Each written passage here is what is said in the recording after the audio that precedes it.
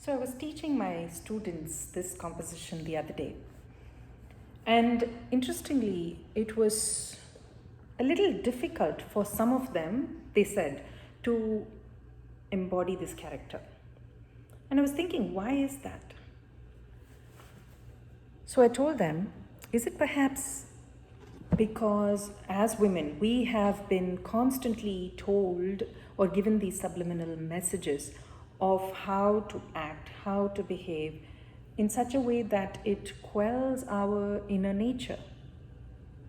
I mean, how many times have you been told as a woman, you are the one who has to adjust. As a girl, you cannot show so much anger. Sit properly, you're a girl. See, people are watching. Talk properly, what are you thinking? Walk properly, think properly. So many messages, right? Over time, it kind of you behave in this self-effacing way and almost start to live apologetically. Until one day you find the courage within to say, I'm not afraid of anyone. Well, I was also thinking that fittingly, we are in the 100th year of the women's suffrage movement. Now, can you believe that it has been 100 years? Well, it has only been 100 years since women have, in the free world at least, have been able to vote or be able to stand for office. Unbelievable, right? I mean, whom did we even have to ask for permission? And why? This is now the 100th year, yes, but we cannot take away, of course, from the hard work of those fearless, bold women who fought for women's rights. And it is only fitting that in this 100th year, America has a VP who is a woman, half black, half Indian, and fearless. Yar kahilum bhayama. When was the last time you felt shy? Do you remember? I don't. But as dancers, somehow it was not too difficult for us to have to portray or to act out this shyness as part of compositions that we did, right? Indian literature is generously sprinkled with this idea of bashfulness. Lajja, Nanam, Vetkam, so beautifully intertwined with poetry. It's almost expected of these heroines to express shyness. But we'll come to that later. Let's take an example. Prathama Samagama Lajidaya Padu Chadu Shadainukulam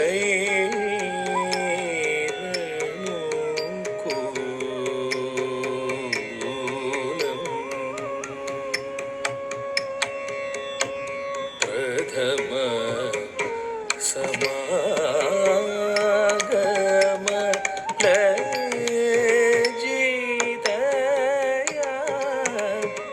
Padu Chadu Shadainukulam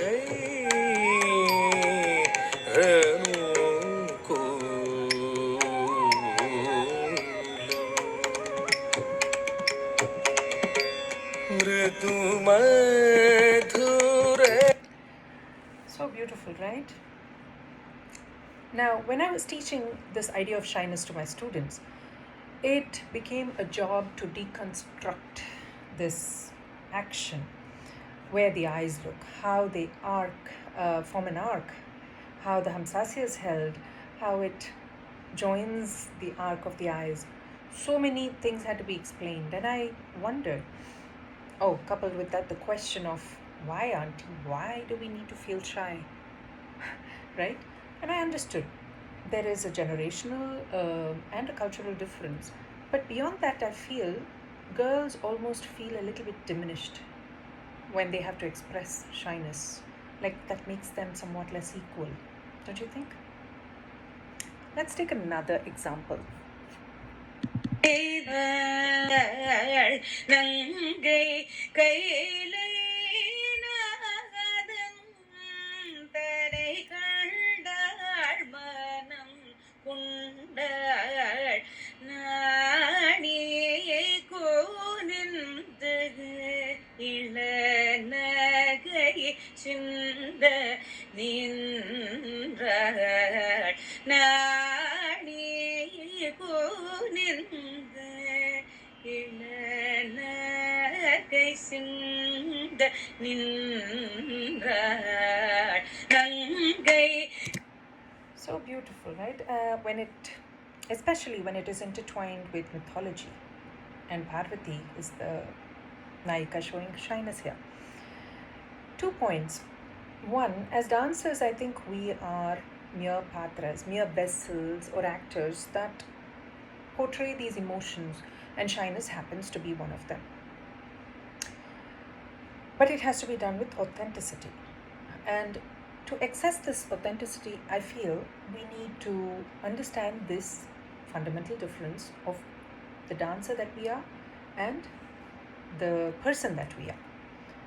Beyond that, we also need to understand that showing shyness or bashfulness is not necessarily diminishing us in any way or taking away our agency as women. Right? Now, flip this coin. In Indian society, often it is expected almost of girls to show or feel shy. How many times have you heard at weddings, for example, a girl walks to wed her future husband and she is told, bow your head, look down, feel shy, right? And the converse, a boy is sometimes told, why are you feeling shy like a girl? Why does gender play a role in this idea of shyness? Whoever you are, I feel, don't feel shy because you have to in any social situation or in any in life in general. But as a dancer, perhaps it's not something that we should shy away from, to be able to intimately explore this idea through our gorgeous poetry. But I will end with this. Shyness, bashfulness, yes. But coyness, that's a whole nother topic. Hi everyone. Some of you may already be familiar with my dance theatre work, Still I Rise. It's about the idea of Draupadi as she is relevant to the contemporary woman.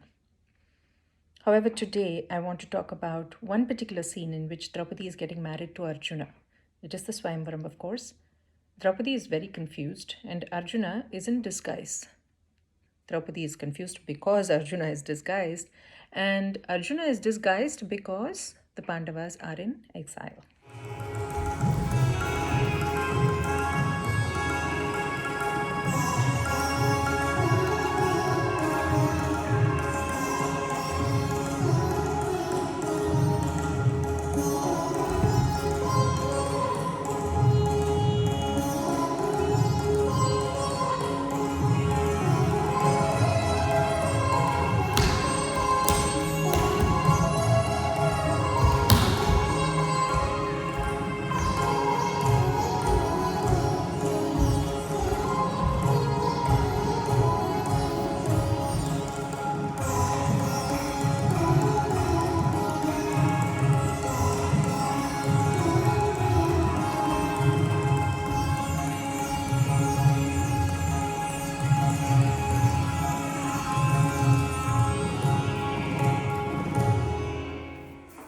Even though she secretly wanted to marry Arjuna, Draupadi still did not know whom she was marrying that day. Right? Now, in the West, I read that there existed this legal concept called kavacha. Kavacha held that no female person had a legal identity. At birth, a female baby was covered by her father's identity, and then, when she married, by her husband's. As a symbol of this subsuming of identity, women took the last names of their husbands. Thankfully, this system is abolished. But I was thinking, how often have you had to fill out a form in which you had to write in the words daughter of or wife of, right? And I always wondered about this. Why is it that only women have to have this male appendage behind their names? And then, of course, talking about marriage in India, it is a social necessity. And parents often feel that it is their life's duty almost to get their children married off, especially daughters. And usually around in their early 20s is when it happens. And very often, these marriages are arranged. Well, now this is changing, but and I often get really amused when people ask, someone asks a newlywed, so was it an arranged marriage or a love marriage? As if the two are mutually exclusive. And arranged marriages do work, don't get me wrong, but it is still a notion in which you are marrying a stranger. How often is the woman asked, do you want to spend the rest of your life with this person? Or do you want to get to know this person before you marry him? Or do you even want to see him or meet him in many cases? Or most importantly, do you even want to get married? A fundamental choice, don't you think? Because marriage is a social construct. However, and I hear this particular show called Matchmaker, very relevant to this realm, is quite entertaining, but I refuse to watch it because I know I'm going to get annoyed by the premise of it, by which is sort of reinforcing the stereotype. Don't get me wrong. Having said all this, I do want to say that marriage is a wonderful thing if you find the right partner. But the choice of whom you want to spend the rest of your life with should be yours, shouldn't it? That seems like a no-brainer. There are many kinds of Arjunas out there, but it is up to each Draupadi to want to find the right Arjuna for her. The evening light is falling low, the twinkling lamps are lit, and all lies quiet and hushed below, where glowworms dance and flit. The festal board is richly spread and fragrance fills the air. Beside the soft and downy bed, she waits divinely fair.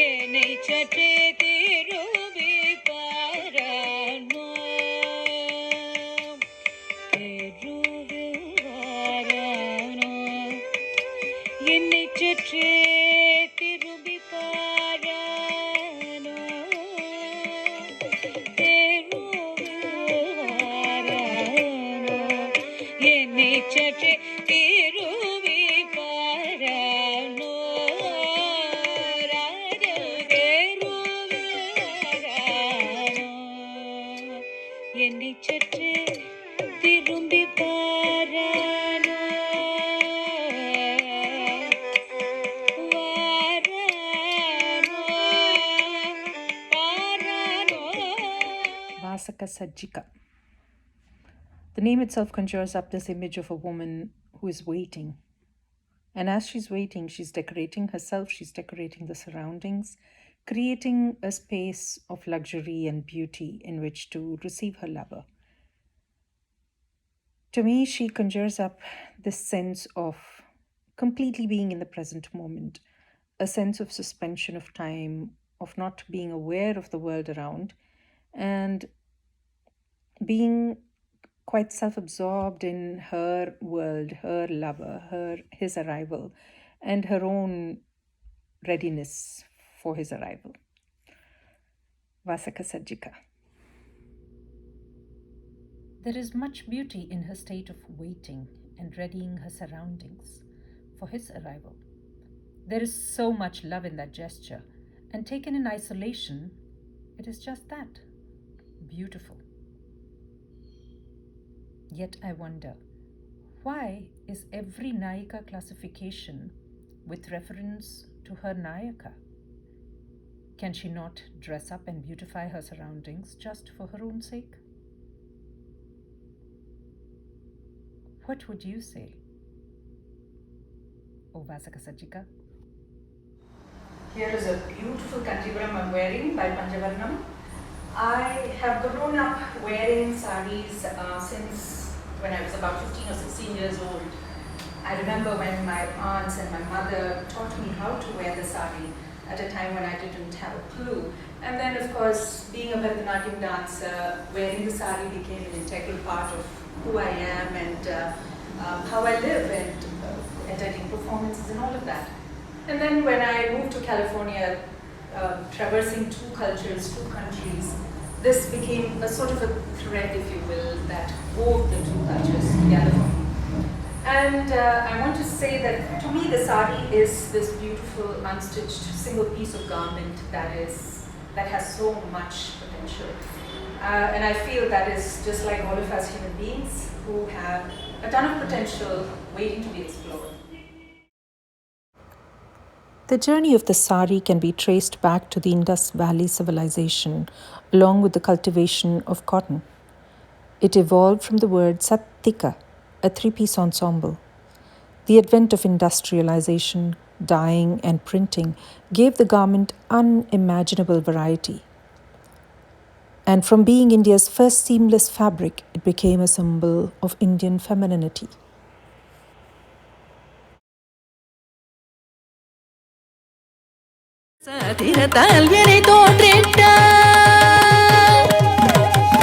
அவதாயத்திலே வினைப்பட்டவர் போய் தாங்கும் துருபதன் கண்ணினான் அழிவதும் காண்பரோ.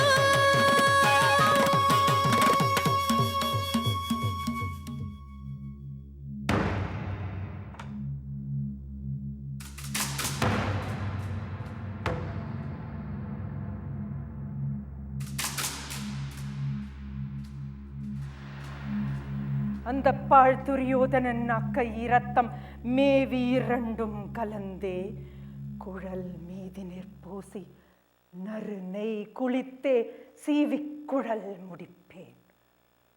இது செய்யும் முன்னே முடியேன்.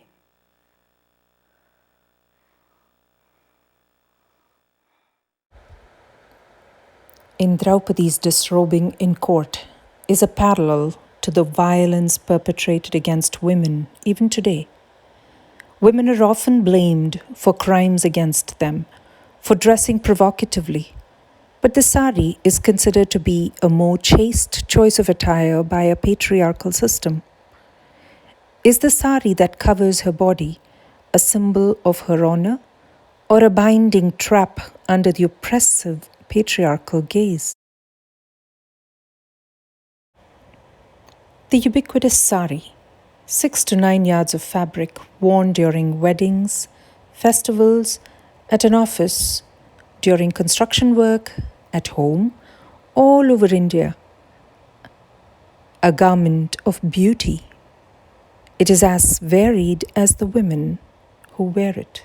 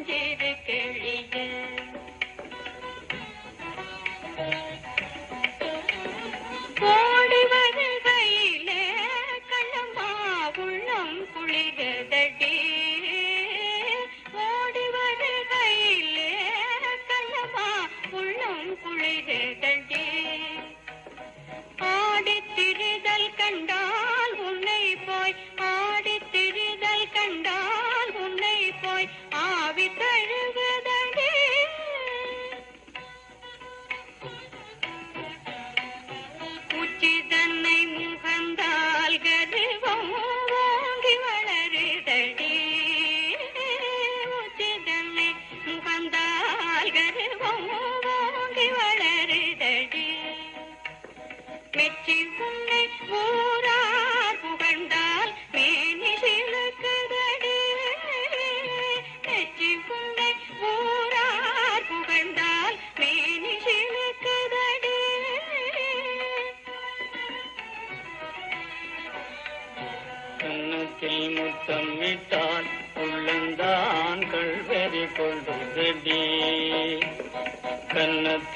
முத்தமிட்டால் உள்ளந்தான் கல்வெறி கொள்ளுதடி கன்னத்தில் முத்தமிட்டால் உள்ளந்தான் கல்வெறி கொள்ளுதடி உன்னை தழுவிடிலோ கணமா உன்மத்தமாகுதடி உன்னை தழுவிடிலோ கணமா உன்மத்தமாகுதடி உன் கண்ணில் நீ வழிந்தார் என் நெஞ்சில் உதிரம் கொட்டும்படி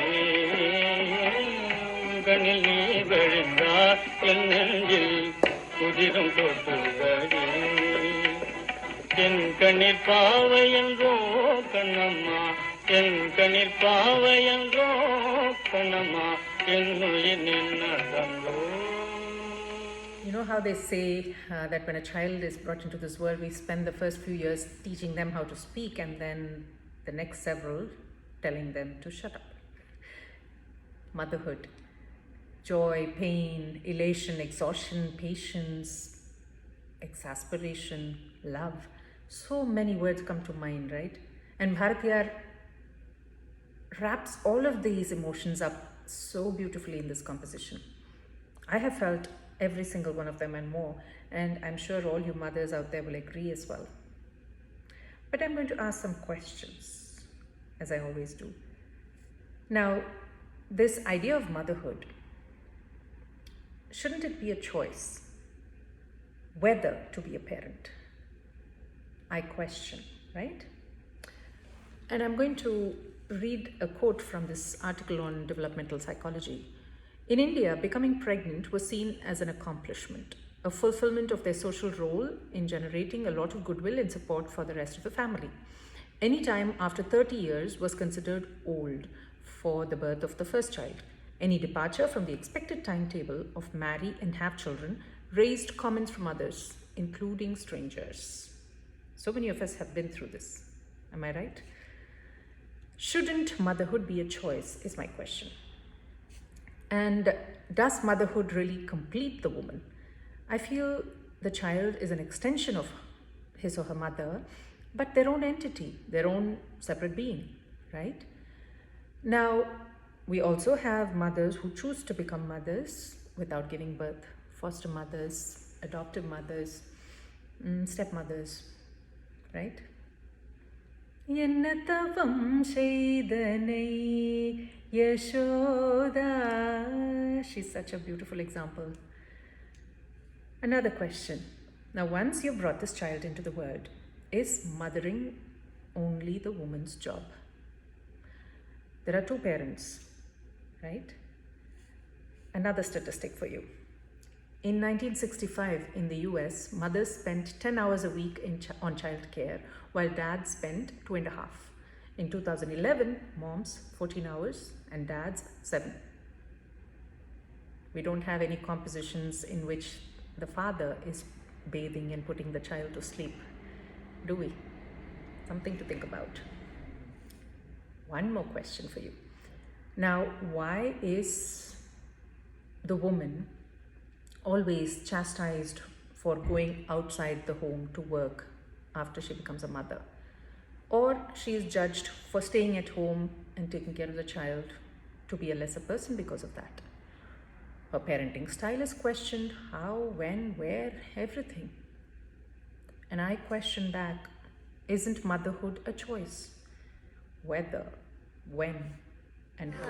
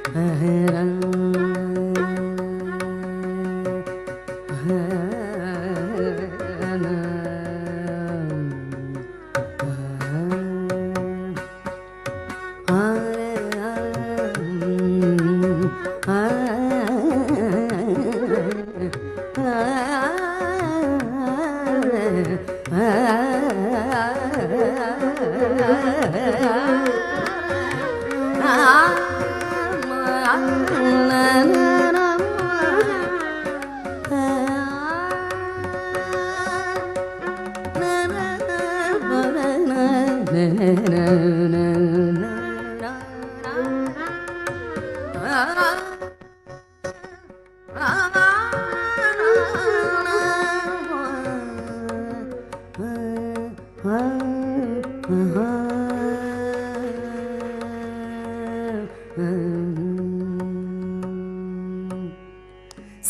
सखियन बिली नाच नचा तुम Radhe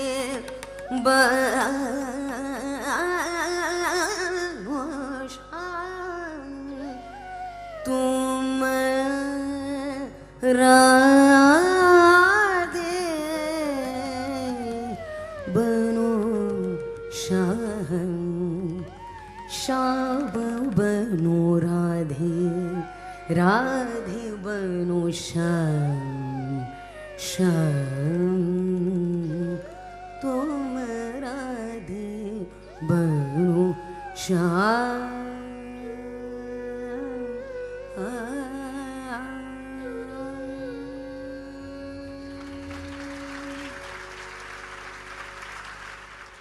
Leela Hava. An exchange between Radha and Krishna of clothes, of ornaments, of jewelry, of accessories. But beyond that, an exchange of their own selves, their own beings, subsuming in each other's ego, an exchange of expressions, emotions, all of it. When I was working on this concept, I was keenly aware of this powerful and beautiful idea, which is seemingly external but lends itself to the internal exchange.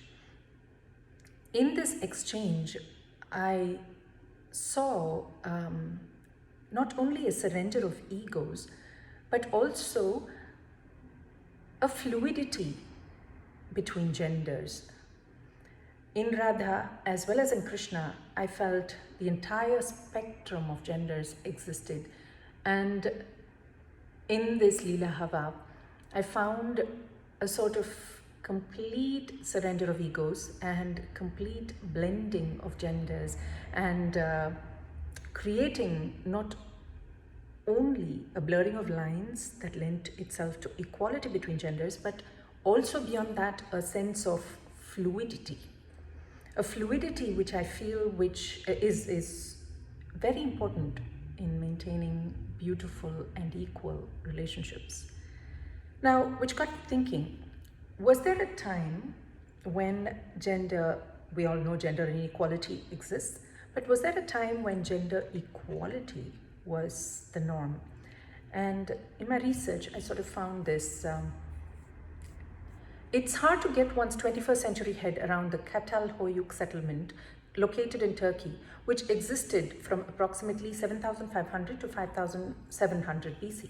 Its early inhabitants lived in the dawn of agriculture. Not only did the women have the same diets as men and inhabit the same physical space, but there were no wider hierarchies in the community. In ancient Sumer as well, now modern-day southern Iraq, women enjoyed the same privileges as men, both in society and in commerce. Now then, what again was the origin of gender inequality? According to a study published in the European Journal of Archaeology, which analyzed 5,000 to 8,000-year-old graves on the Iberian Peninsula at a time when human societies were abandoning their wanderlust in favor of agricultural settlements, the first inklings of gender inequality were taking root. There were more male bodies, and the men were buried with arrowheads and projectiles, while the women were buried with ceramics. Men were also overrepresented in cave art from the time, most often in scenes depicting hunting or war. We dancers also often show, when we show a woman,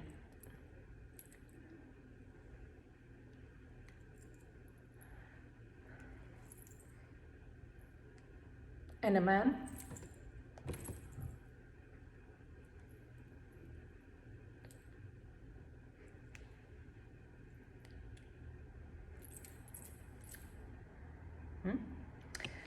well, I'm not saying that putting kolam or wearing jewelry or whatever else I did are any less, merely pointing out that there is a clear divide between the genders in the way we represent them. Now, last week, on the same day when I posted about choice and motherhood, Justice Ruth Bader Ginsburg, a rock star in the fight for gender equality, passed away. Her goal was to persuade the Supreme Court that the 14th Amendment guarantee equal protection, not only in the cases of racial discrimination, but also in sex discrimination. However, she took pains to make clear that the Constitution did not require ignoring all differences between the genders, inherent differences between men and women. We've come to appreciate, remain cause for celebration, she wrote, but not for denigration of the members of either sex or for artificial constraints on an individual's opportunity. Any differential treatment she emphasized, must not create or perpetuate the legal, social, and economic inferiority of women. Professor Williams, who was Justice Ginsburg's authorized biographer, wrote that she saw that male and female were viewed in law and beyond as a natural duality, polar opposites, interconnected and interdependent by nature or by divine design. Which brings us back to Lila Hava. Interconnectedness, fluidity, a sense of separateness, duality, yet togetherness. Were Radha and Krishna, right? They managed to stay with their individual identities while being together. And in the choreography of this piece, I worked on this gesture. It came to me, of course, on a physical level because of the Kasturi Tilakam merging from Krishna's forehead and being transferred onto Radha's. But beyond that, it was sort of a subsuming of each other's identities or subsuming of their identities with each other. Why not make this a gesture for gender equality?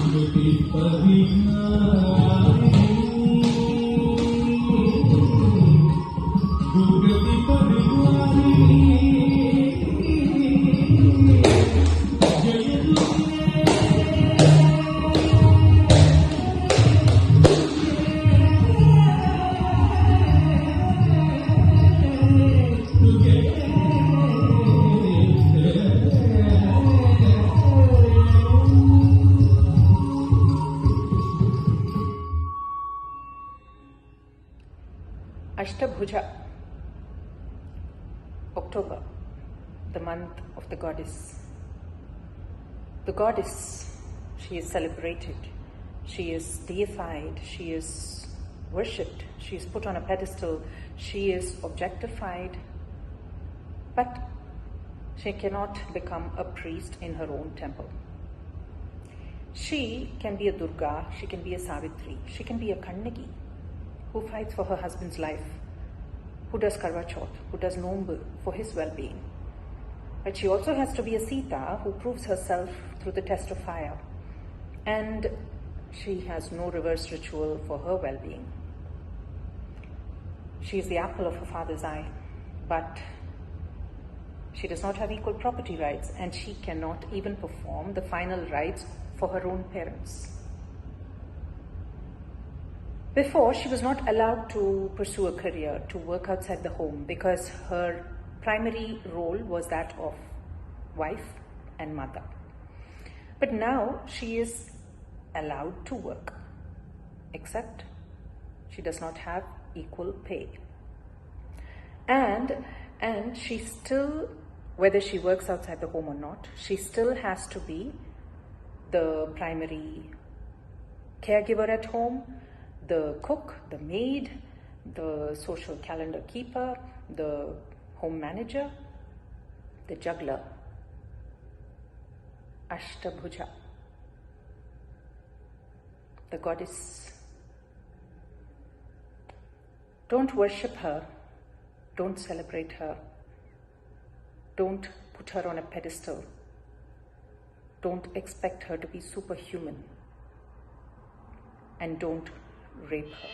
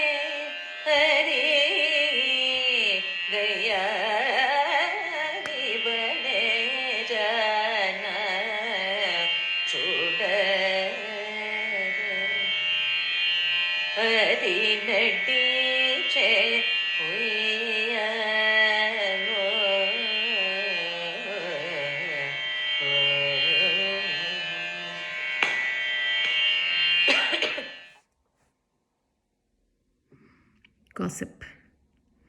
Probably the oldest hobby in the world. Even Kshetriya wrote about it. As long as there's no malice, I guess a little bit of it is okay, right? But just a little bit. But then we hear of so many stories where women are against other women themselves. There is the scene in my Still I Rise in which I, as Draupadi, question Gandhari. Question her because she chose to remain blind, just like her husband, on that day in court when Draupadi was molested. I remember another time when I was a young upcoming dancer, I heard from a very trusted friend uncle that the senior dancer had prevented these organizers from inviting me to an international festival that she was also going to be a part of. Also a woman. One other instance I remember when I was an MC and I was told, well, all you have to do is go on stage looking like that, Vidya. You're so beautiful. You don't even have to say anything. Also another woman. And I remember yet another time when my children were teenagers and this friend said to me, how can you leave them and just go to India for a whole month? They need you, your poor husband. There are so many stories like this, right? But you get the point. Patriarchy is well and thriving because it's also being upheld by women. You know, Sheryl Sandberg said, lean in, but I want to say, hold up. Hold each other up, support each other, or at least can we try not to judge each other?